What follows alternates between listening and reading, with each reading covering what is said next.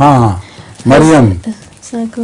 حضور میرا سوال ہے کہ حضرت محمد صلی اللہ علیہ وسلم کا دل جو فرشتوں نے کشف میں دھویا تھا ان کا دل حضور کیوں دھویا تھا؟ کیونکہ ان کا دل تو پہلے ہی بہت پاک اور صاف تھا. ان کا سوال ہے کہ حضرت محمد صلی اللہ علیہ وسلم کا دل جو فرشتوں نے کشف میں دھویا تھا ان کا دل حضور کیوں دھویا تھا؟ کیونکہ ان کا دل پہلے سے ہی بہت پہلے سے کس طرح صاف تھا؟ فرشتوں کے دھونے کے بعد صاف ہوا ہوگا.